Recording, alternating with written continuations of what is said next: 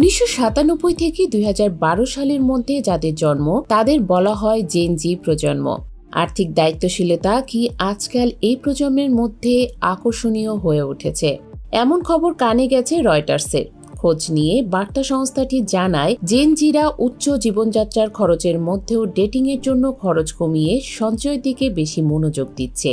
শুধু তাই নয়, এর পেছনের গল্পও বলেছে রয়টার্স।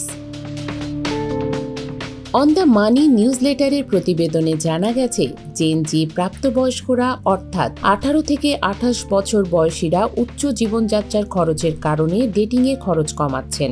ব্যাংক অফ আমেরিকার একটি সমীক্ষায় দেখা গেছে, 900 জনেরও বেশি জেন জির মধ্যে 50% বেশি ডেটিংয়ের কোনো টাকায় খরচ করেন না। যারা খরচ করেন তাদের মধ্যে 25% পুরুষ এবং 30% নারী মাসে $100 কম খরচ করেন। সমীক্ষায় দেখা গেছে 50%-এর বেশি জেন জি সঞ্চয় বাড়াচ্ছেন আর 24% ঋণ পরিশোধের দিকে মনোযোগ দিচ্ছেন। এই আর্থিক দায়িত্বশীলতা জেন জির মধ্যে একটি নতুন প্রবণতা তৈরি করছে। তারা বাজেটের মধ্যে থাকার জন্য সাশ্রয়ী ডেটিং আইডিয়ার দিকে ঝুঁকছেন।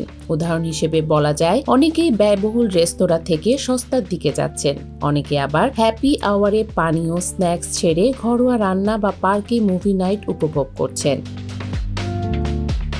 জেন জির মধ্যে আর্থিক দায়িত্বশীলতা ক্রমশ গুরুত্বপূর্ণ হয়ে উঠছে।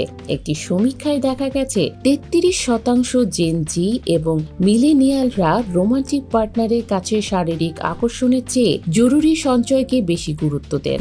এছাড়া 19% জেন জি বলেছেন, খারাপ ক্রেডিট স্কোর তাদের কাছে খারাপ স্বাস্থ্যবিধির চেয়েও বড় টার্ন অফ। এই প্রবণতা দেখায় তরুণরা সম্পর্কে আর্থিক স্থিতিশীলতাকে বেশি মূল্যায়ন করছেন।